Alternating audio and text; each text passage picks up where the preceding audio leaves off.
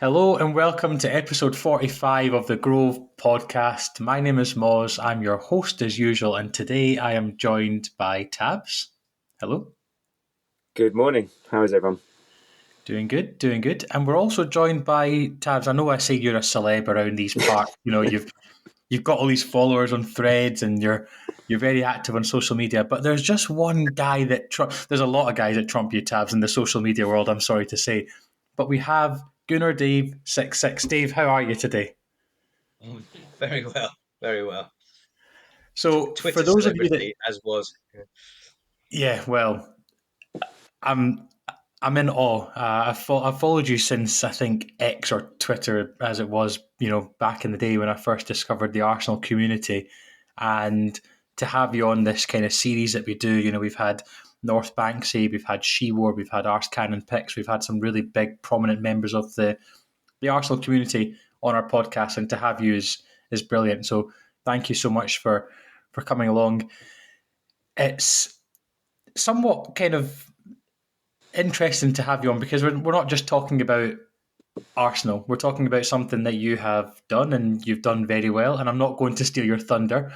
Before we start, I just need to introduce the Grove again because you'll have people that listen to this podcast from your following list. So the Grove is a group of Arsenal fans, and this podcast is by Arsenal fans for Arsenal fans. We meet up before every game, just near the stadium.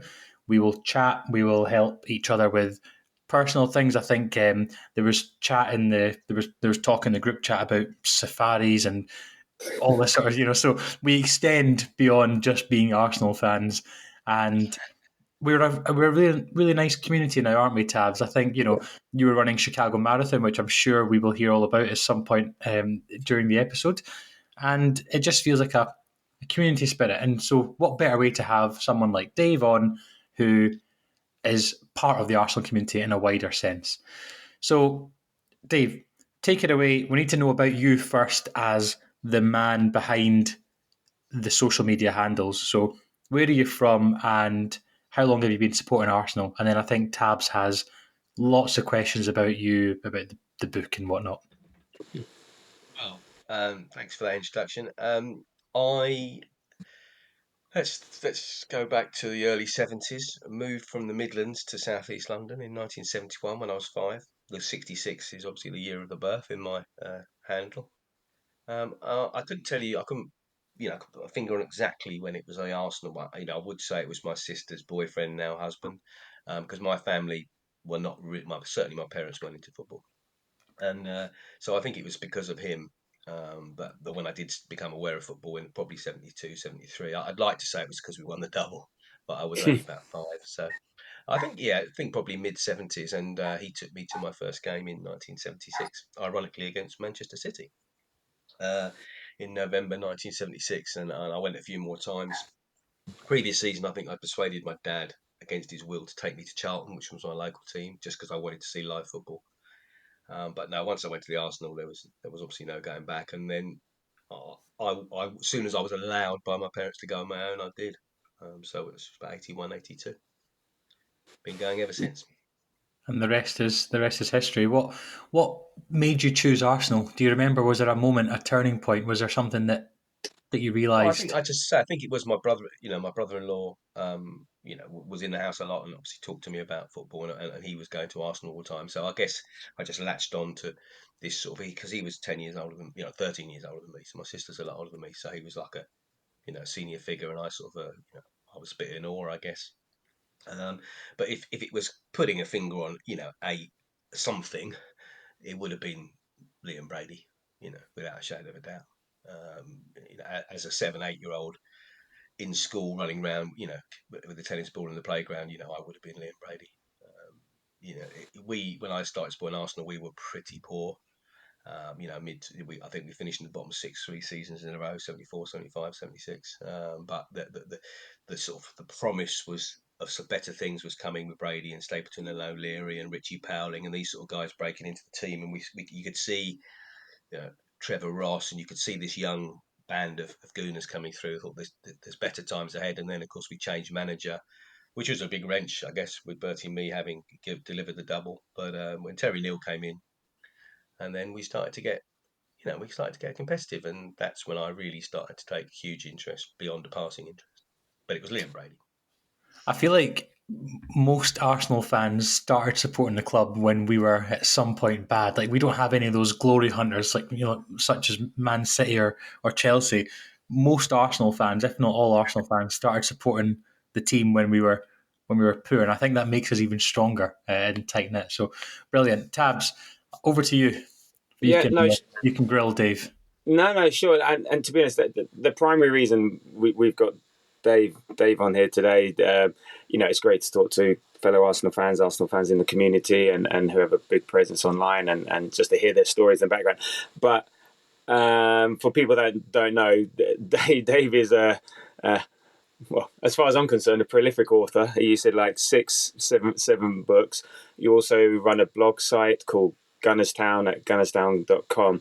But the main reason we wanted to talk to you today, I mean, we'd love to hear about your other books and what they're about, but you've just recently sort of brought out, or in the process of bringing out, a book called Welcome to the Goonerverse, and that's Goonerverse, an Arsenal Anthology, a book about poems about Arsenal and things like that. So we really want to hear about that, and mainly what was the inspiration behind the book? How did the idea come about? What made you decide to bring this book to life? I mean, Moz and I are fortunate enough to have had a chance to read it, and we'll provide our thoughts on that. But we'd love to hear your background in terms of what got you into writing about Arsenal and the blogs, and then particularly this book, what it's about, what inspired you, and so on. Yeah, well, it's funny you should say about Moz was saying about the community on WhatsApp, and you meet before the game and everything. Because when I started writing about Arsenal, which was in 2011, it was very much that I wanted to write like I chatted in the pub before and after the game. And I'm not saying I'd looked at the blogosphere and thought there was something missing, because it wasn't that. It's just a case of I used to read blogs like we all do, and I saw on one blog one day an invite to sort of do you think you can write about the Arsenal? We're looking for new writers. So I just sent something in. It was actually an article about Wenger should go back to a 4-4-2, the formation that won him, the trophies, and who should play and which positions. And I was quite pleased with it. That's the first time I'd written anything in anger since I left university in 1987. So when the guy came back and said, "This is amazing, can you write more often?" I thought, well, yeah, I enjoyed that. Why not?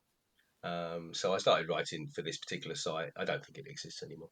Um, uh, it was called Planosphere, Mm-hmm. and it was very tabloidy. So I was not like the other. A lot of these sites is sort of, here's a bit in the news, write a couple of paragraphs about it. It's just about having content, generating income from adverts, and it didn't really suit me. And they said to me, "Are you on Twitter?" And I said, "Well, no, I'd never heard of it," sort of thing. I was 40 something, and didn't really understand social media. They said, "Well, you need to be on Twitter to promote your blogs." So I went on Twitter, and the following started growing, thanks to some fairly high profile people like Darren Arsenal, and sort of pushing, this is a good guy to follow, which is very gratifying. And then I broke my leg, so I sat at home on my own for 6 weeks. And I thought, well, I've got a following now, and people are saying I shouldn't be writing for this tabloid site. Do your own thing. So I got my son to set up my first site, which was 1-0 down, 2-1 up.net, after the obviously 87 semi-final, final. And yeah, I took it from there. And of course, I used to write 2 or 3 times a week in those days. And then about 3 years later, we bought, me and myself and a friend, Paul Hepka, Invinci blog. He was in South Africa. We bought this established site called Welcome to the Gunners Town, with the idea that it would give a platform for anyone who wanted to write about Arsenal. No censorship. Here's a platform. If you don't think you've got an avenue to write or voice your views, here it is. And it was huge for a while. And to be honest with you, it ticks along now. We've got a core of good writers, and we welcome new ones. But it's such a competitive space now, and as you know, as a new entrant to the podcasting world, it's if you didn't want to do it because you were passionate about it, you'd look at it and think that's far too daunting. There's no space here, and I think the blog world's very much like that. And to a degree, I think podcasts have superseded blogs. So I guess the next stage is I was approached by Jill Armstrong to write a book about her dad, Geordie Armstrong. And I sort of thought it was a mistake. I said, look, why don't you get Steve Stammers or John Cross, an Arsenal journalist? I'm sure they'd bite off your right hand to write about Geordie. I mean, we're talking about serious club legend. And they said, her and her mum said, no, we want a fan to write it. So that was my break really into writing books. I had to get a publisher, and I've been working with the same publisher ever since. So there's been a variety of books, but on this particular one, sorry, a long answer to a short question. It really, this one was born out of adversity to a degree, in that I lost my son in 2019, and my wife suggested in COVID, actually in lockdown, I should get my thoughts out, and about grief, about loss, about my relationship with my son, and they ended up as poems for some reason. And it wasn't something I planned. I was just writing on my phone when I was walking the dog, and ended up building up over about a 12, 15-month period, sort of collection of stuff. And some of them, because he was a very good footballer and because we used to go to the matches together, some of them were about my relationship with him and football and Arsenal. Not all of them by any means, in fact, the minority, but most are about wider grief and loss and how people deal with it, how people dealt with me. So this is all very depressing. But yeah, so I had this core of poems. So moving on 5 years, when I was thinking about what the next project might be, I guess the thing that struck me looking back was, most people think that they can't write poetry. I'm not a writer, I can't write poetry.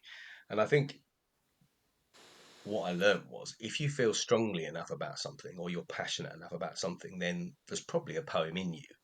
So I think on Threads, I saw this poetry community saying, here's the first line of a poem, finish it off. And I'm thinking, yeah, you can do it because you're creative, but that's not, it could be any subject, or the sun is shining this morning, finish the poem, here's the first line. I see it all the time. I think that's not, for me, it's got to be from within, so I thought, well, I've got this handful of Arsenal related poems, but there's a fantastic community of Arsenal creatives out there.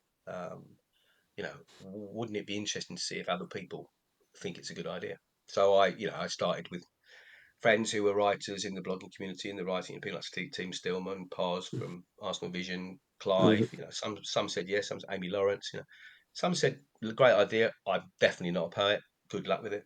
Others said, wow, that's really interesting. I'd really like to do that. So it sort of grew very quickly, actually. So I got writing again myself, and I think my point was proved. The passion from the authors comes through in the poetry, particularly some of the overseas fans, and the different themes that came out about match day experiences, and about how you came to support the club. It's just the passion, it just jumps off the page at how, and there's so many different styles, so it's rich in its variety. There's about 70 poems, and they're all so different because the authors have a different outlook, different level of competence or incompetence. So it was a real mismatch. But I think it works. I hope it works. Well, the proof will be remain to be seen. Yeah, I mean, so many things to follow up on there. My mind's going all over the place. I mean, first, very sorry to hear the sad, tragic circumstances around what developed the book and what was the inspiration. But in a way, and it's sort of the one poem, I hope really resonated with me because sorry, I'm getting a bit emotional now myself. Sorry. No, I've got a son who plays football. He's fine. He's fine. He's at school and he's all the rest of it. It's just but it's the fact that I go and watch him play on a Sunday. We go to Arsenal on a Saturday, and we have that relationship. Sorry, Tabs, you're going to start making me get upset. sorry. I thought you were going to mention me there for a second. I guess. Sorry, this sums up the book. It resonates in so many ways across the board, no matter what type of Arsenal fan you are. And I think in poetry, everything's, it needs to be rhyming couplets. It needs to rhyme. No, it's just words in a verse at the end of the day in various stages. So, poetry is like writing. It's just a different structured form of writing. And we have a program for the Grove that we do pre-game, bit of fun. And I do some writing for that. But also, it does not stretch imagination to write a poem. So I must admit, I was initially skeptical when I thought, okay, a book about poems about Arsenal. Okay, well, but then once you read it, it really does. You're right. It sort of there's something there for everyone, for different types of fans. I mean, there's a lot of old school fans there, and I started supporting 81, 82, so I resonate with that.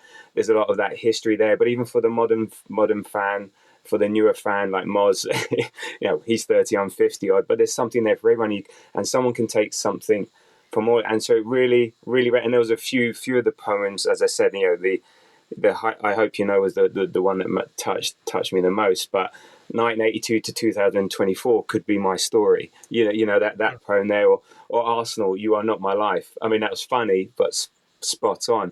So really, really, really nice. And I think the overall theme was that I really liked is that Arsenal is a massive part of our lives.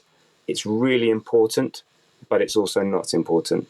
And I think that was, and we all get something out of it. So I really enjoyed that aspect of it. And so I do encourage people, and we're going to promote this within our group, and I'm going to maybe write something in the program. So, don't be skeptical about it. This is actually really quite a nice, and you can go back and forth to it. If you lose, read a couple of poems and you'll feel better for it, sort of thing. So, no, I want to thank you for that. That was really good. Tabs, that is that. Well, I mean, thank you for those kind words, but that thing you picked up on, and I think I probably said it in my introduction in the book, the preface, because I do have to understand, and you're right, and I think I'm right, but a lot of Arsenal fans don't see it that way. A lot of Arsenal fans, it does ruin their week if we lose, and it is everything. So I think I've always, ever since my sensibilities and sort of perspective changed, one of the poems is, the joy of football is there's always another game, and that's very much firmly my view. But was it my view 7 years ago? Probably not. I would be in WhatsApp with Liam when he was at university, effing this, effing that, this player, this player, that. And of course, I don't do any of that anymore. And so you do have to accept that, your perspective is not everyone's perspective. And that's why it's important to have a broad church of contributors to the book, because, you can almost have one poem after another that will be contradictory. And I did a book years ago called Supporting Arsenal's a Funny Old Game, where I interviewed all the Arsenal supporting comedians, which is a really fun experience, as you can imagine. Hmm.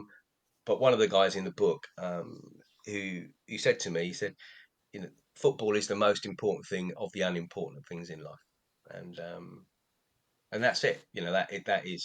It's Morris. That was Maurice Gran. Lawrence Marks and Maurice Gran, who wrote The New Statesman and Shine On, Harvey Moon, Birds of a Feather. Comedy writers, legends, really.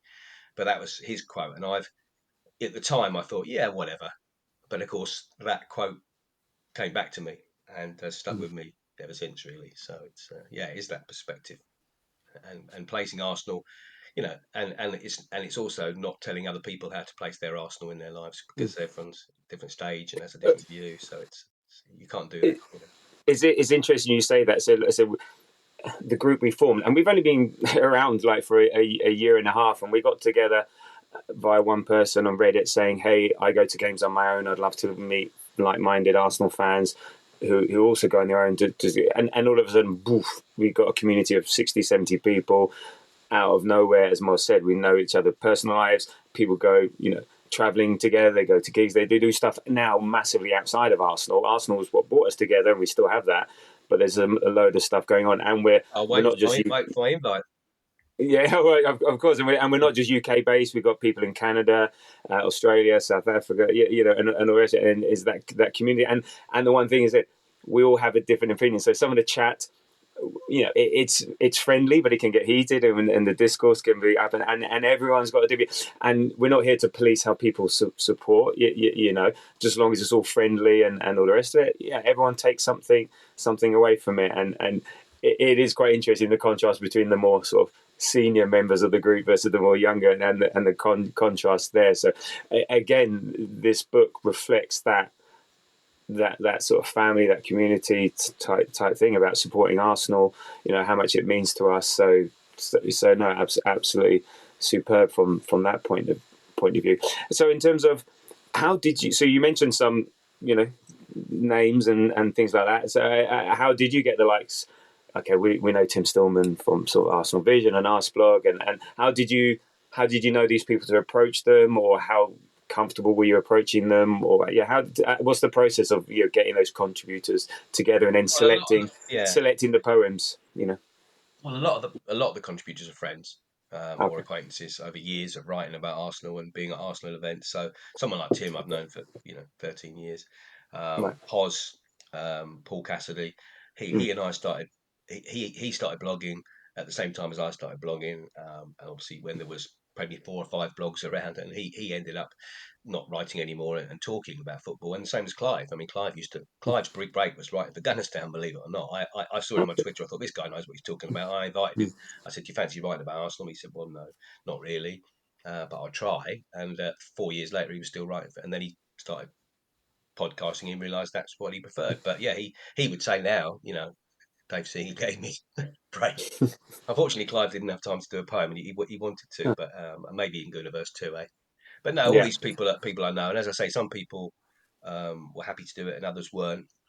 And then people like you mentioned, North Banksy, and North Banksy was very helpful. He introduced me to HL. Well, she doesn't use her first name, but HLR poet, and she's a professional poet, massive Arsenal fan, and she put a tweet, a thread out saying, "Oh, I'm contributing to this fantastic project. Anyway, anyone in the community who is an Arsenal fan, get in touch with me, and I'll put you in touch with Dave." So ended up getting 3 or 4 professional poets that I didn't know them at all. I mean, Robert Bowell, who's amazing. He's Canadian. I mean, UK born, but emigrated to Canada. So I never would have contacted him. I didn't know who he was, and that's because of HLR Poet. So there were people who helped me. And there were other people that I knew very well. I mean, Wellmington, Mike McDonald, Invincible Blog, Paul Hepker.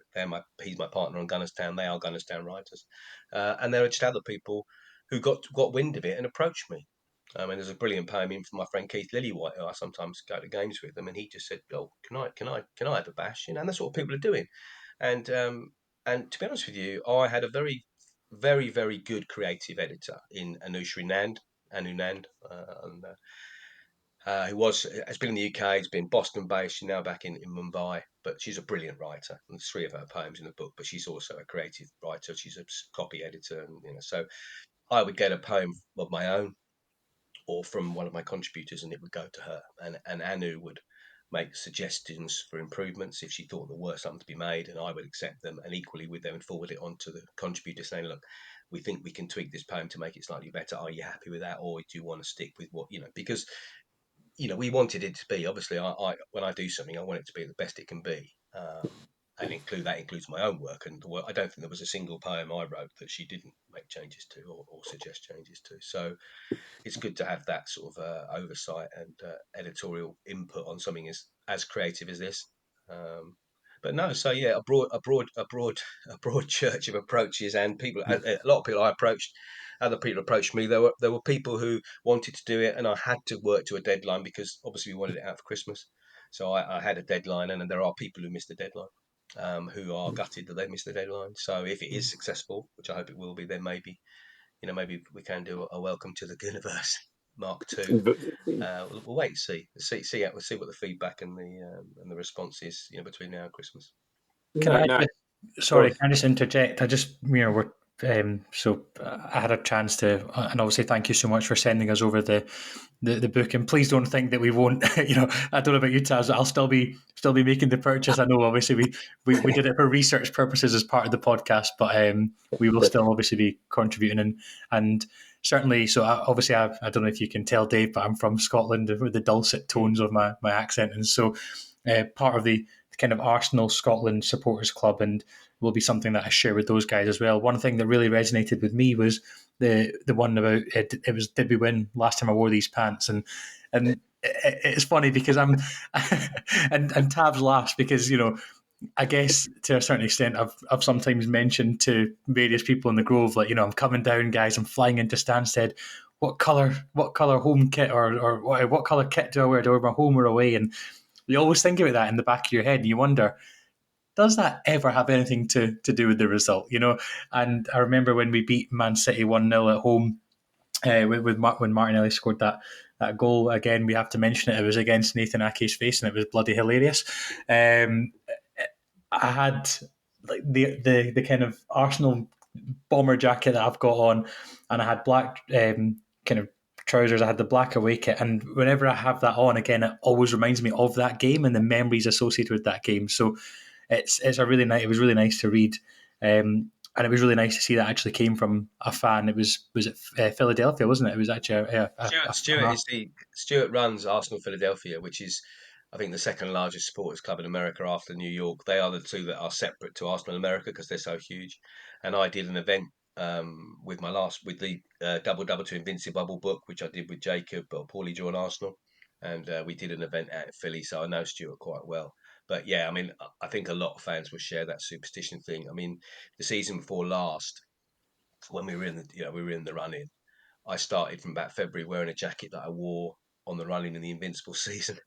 And it was a jacket I bought in America from a Gap retail outlet. It was like sort of sheepskinny type thing, brown cord. Now it's just faded, beige.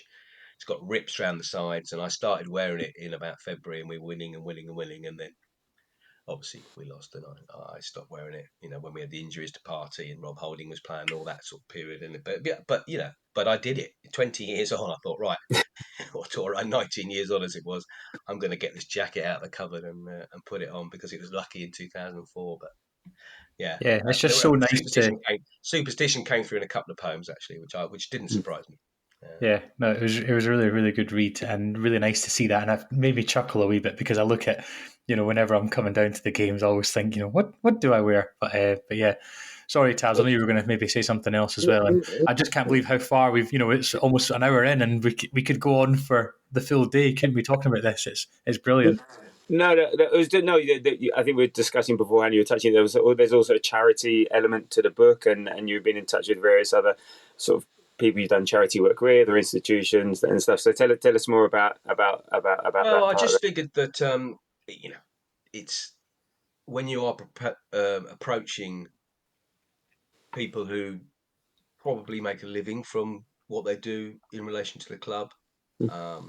It's one thing asking for a favour from friends, do you fancy writing a poem? But obviously, if you are linked to a charity, and particularly the Arsenal Foundation, it might help people. Yeah, actually, no, I'll make the time, and I will do it. I'll do it for Dave, but I'll do it for the Arsenal Foundation as well. So when I wrote to everyone, when I wrote to everyone originally, sort of going back, I didn't say this.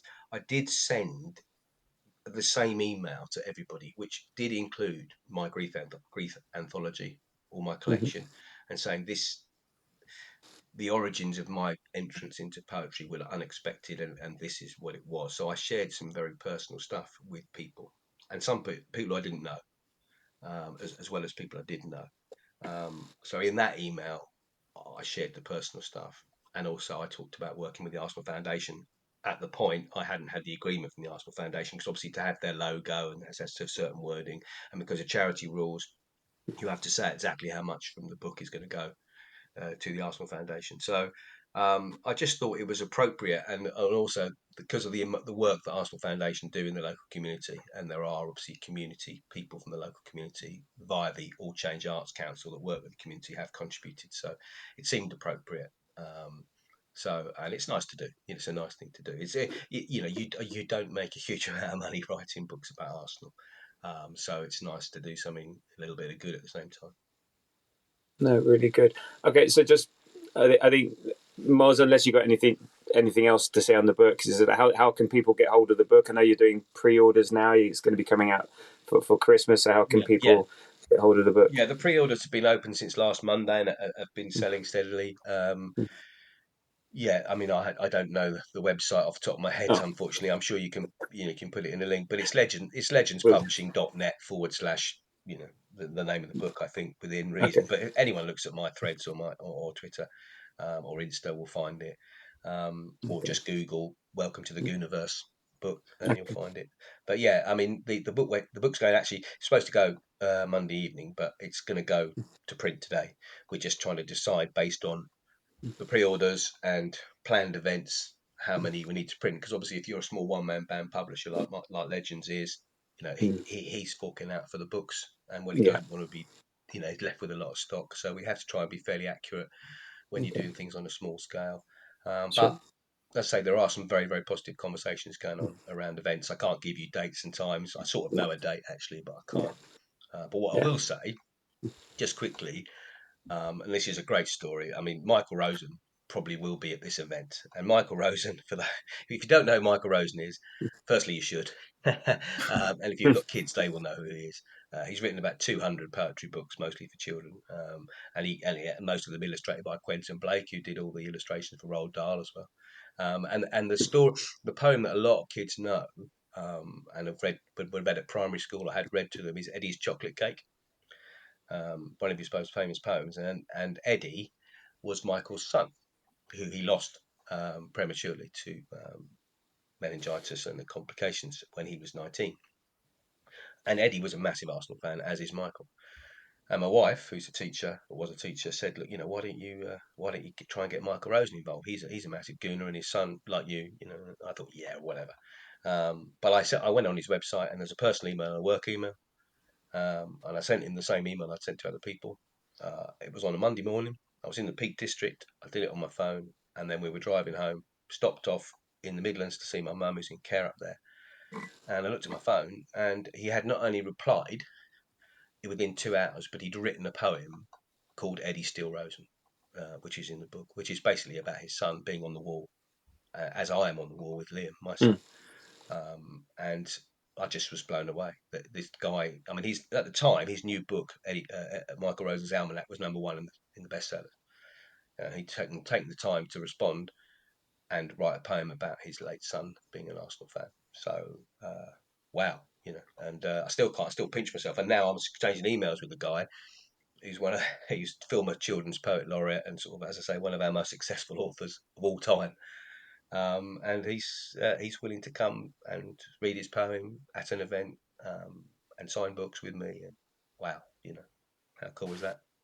Fantastic. No, it's incredible, and it's great that again the Arsenal community coming together to help each other out. Shared experiences and the likes. I think that's fantastic, and well done on putting it together. I said it. You can tell it's evocative, emotion, and touches. So, no, great job, and I really urge people to take a look. Don't be skeptical, and go out and get it. You won't be disappointed. I'm sure. Perfect Christmas gift for anyone in your family who's an Arsenal fan, I would say. Exactly. Oh, by the way, I wanted to comment on your friend who's got the surname Lillywhite. That's an Arsenal fan. Yeah, that's a bit unfortunate. That's why he's on club level in the posh seats.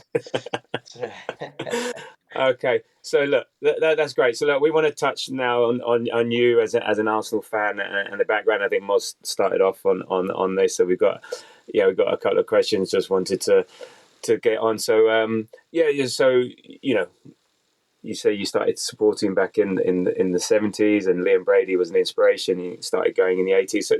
So what was your first game? Can you remember the first game you went to? Well, my first game was in 76 against Manchester City. That's right, yes. Season 76-77, that was 0-0. Wow. And then in the February of 77, I went to Arsenal Birmingham, and that was 4-0 to Arsenal. So they were the first two games I went to, and then I didn't go until I started going on my own. As to remembering my first game on my own, I think it was Ipswich Town at home. I used to get there very early and sit in the middle of the North Bank before everyone got there. And then that's why I love the poem North Bank Surge, which is written by a friend of mine. It just a perfect poem for me. Just summed up to what it's like. I never saw a goal in the North Bank, but I always stood in the North Bank. I watched the goals at the clock end and watched the goals in the North Bank on Match of the Day later, because basically I was tiny and everyone went up, but I just wanted to be in the middle of it all. You know what? That is exactly the same. I would get there 1:00. I'd be first in the queue to get into the North Bank. I would be on the first railings above the runway in the middle, sort of thing. So I'd be a bit higher up. I'd have my sandwiches. I'd be in there. And you're right. And then I would, as soon as we scored, my stomach would be against the metal bar, and my legs would be there, and my arms would be there, and I'd be like crushed, or like you're right, pushed from pillar to post. But you're right. That North Bank surge, that unfortunately, Moz, you won't have had a chance to experience, but it was. I've been in the North Bank, where we've got, I think, just thousands of way too many people in there, and it's incredible, and they'll go with friends, and someone would lose their glasses, and all of a sudden this like gap would appear, and you're trying to find these glasses and just hope nothing happens, otherwise whoosh, you just you're on a crest of a wave. Remember being there in North London Derby, probably 82, and loads of Tottenham fans, running ran into the North Bank, and where they're singing, "We're going to bomb Northern Ireland," and we're singing, "We're going to bomb Argentina," and it's all horribly inappropriate. Oh God, yeah. But that's what it was like in those days, and I got punched in the face by some grown up man who was a Tottenham fan, and I had a little one of those little bamboo things with a flag with my mate, and we were waving Yeah. flags. They were broken and on the floor, and of course I had to come home and not tell my mum and dad about it because they wouldn't let me go again. But yeah, But it was tough in the early 80s. It was tough yeah, watching Arsenal, but it was tough, being. I mean, away games as a teenager, you were sort of running the gauntlet all the time, really. taking it up, and also I think Very different. someone mentioned the peanut seller, and I thought, oh yes, I remember peanuts. You That know, was with the me. That white was in paper bag. 1982, Oh, 2004, yeah, that's why I thought 2024. that. Yeah, Yeah, that's it. Yeah, in the white paper bag and in the white coat, going around peanuts. peanuts. Yeah. Okay, so what's your best Arsenal memory to date? Well, you've always got that question. You've always got the difference between the one that you weren't at, which is obviously 1989. Uh, Yeah. I was a very, very, very young parent of a 8-month old. I was only 22, and I think my television was not much bigger than this laptop. It was a 12-inch colour telly in a tiny lounge in a crappy flat in Dartford in Kent. But I watched that, there, right up next to the screen just to see it. Um, but obviously, everyone claims to have been there somewhere, so that was incredible. But I think probably when it comes to live, I think the weekend of the first weekend of April 1987, beating Liverpool because that was my first live final, and the whole weekend I got together with my wife.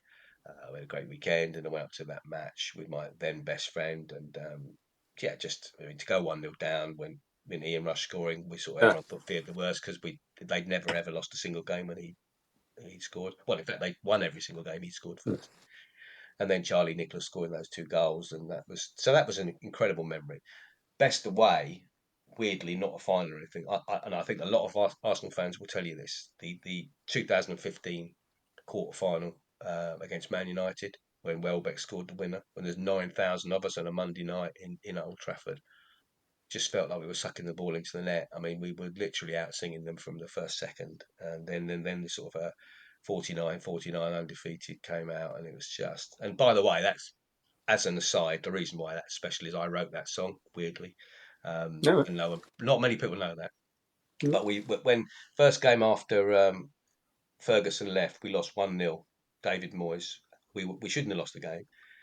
And I was driving back from Old Trafford, and they just done it was the 20 times Man United thing because they'd just overtaken Liverpool this previous season as the most league titles. And I was driving that sort of 4 hours back, couldn't get that bloody grating song they were singing all the time out of my head. So the next morning, I wrote a blog to the same tune. I know the blog. If you Google it, you'll see it. It says, Mm. "Can we borrow your song, Man United, and stick it back up your arse?" And then I wrote 49 undefeated, the lyrics. And then a few months later, Akil Vias, you probably know from the Arsenal Supporters Trust, he messaged me from Bayern Munich and said, we're singing it." And so I was like, are you having a laugh?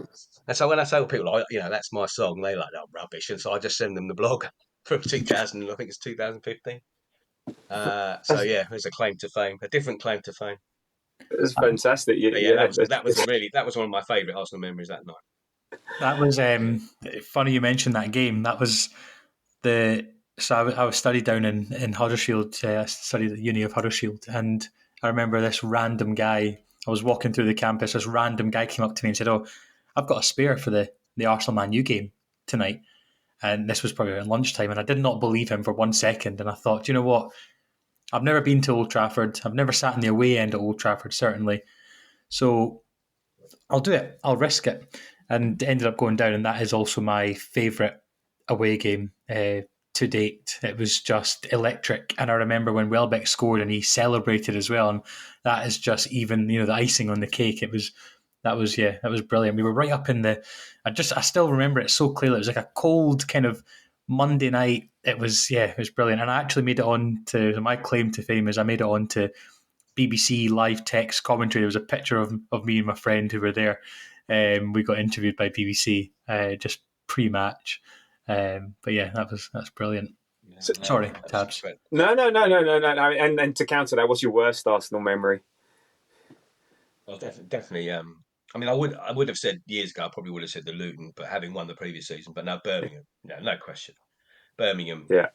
2011 was just gut wrenching. I mean, just astonishing, really. That just losing Walcott and Fabregas, just toothless that day, just awful. Um, yeah, no, horrible, horrible. I did actually hate the FA Cup semi-final the previous year because I think we lost 2-1 to Chelsea, but we went to Wembley and we rested our two big signings. We rested Nasri and Arsenal, and everyone talks about, I scored 4 goals. That was the Tuesday after we'd been knocked out of the FA Cup semi-final, and that was Wenger when he was annoying me the most when he was prioritising fans. Well, I didn't think the fans wanted prioritised. I thought at that Mm. point, we weren't going to go through against Bayern Munich, so let's just put out our strongest side for the FA Cup and get to the FA Cup final and win it, get this, hoodoo off our back. But yeah, so that I hated that one as well, because he didn't play his strongest side. But no, they're definitely Birmingham League Cup final. Yeah, no, that was a painful one. So look, we're gonna have to let you go in a couple of minutes. So we just got a couple more questions. So who's your favourite player from Arsenal of all time? Who's who's your favourite of all time? Do people really have an answer for that question? No. Oh, well, well, as a youngster, I would have said Brady. Yeah, As I grew up, I would have said Rocky, and now I would probably say Tony Adams very good. No, because good selection. We've got so many because to you'll choose never from. So you'll never see that again. To no, captain a side over 3 decades, to win titles, and with what he went through off the pitch. Someone put it on social media the other day. His interview with Ian Wright when Ian Wright had that all right on the Friday night thing. yeah, And and such a candid interview. And I think there's a side to Tony Adams that people don't see. The soft, the gentle. Um, mhm. he really matured as a man. But no, as an overall Arsenal legend on the playing side, I can't go beyond Tony Adams, to be honest. Okay. No, cool. And so in terms of the current team, so what are your thoughts on the current team that we have, and who's your favourite player at the moment? Uh, well, that's obviously Bukayo Saka. I mean, I don't. I think as you get older, you don't really have favourite players, but No. he is a different. He is different gravy, and I just can't believe the way he gets up. I don't bet huge amounts. I normally put a couple of quid on a sort of a bet builder, and the other week I lost the bet builder because Bukayo Saka wasn't fouled more than 2 times in the game because the referee kept playing the advantage.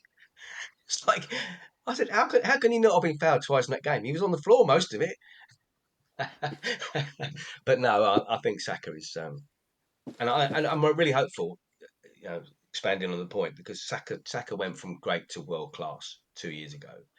For me, not just because he matured, because he started using his right foot, and I'm starting to see. I've been crying out for Martinelli to make the transition to because at the moment, people are saying it's going to make a real difference having two left footers on his side. He's going to the difference he receives the ball, blah blah blah. People who know far more about football than me, maybe I don't know, but if you're going to beat the fullback for pace and then cut back inside every time, every fullback in the country knows that, and he has to be able to. You look at the goal that he scored, that Timber set up for me the other week. Timber went to the byline on his right foot and just cut it back, and it was a scuff, but it went in. Though, like Lundberg used to do all the time, you just make those openings, and sometimes you have to use your wrong foot to do it. If you're going to go beat the fullback, you have to say, okay.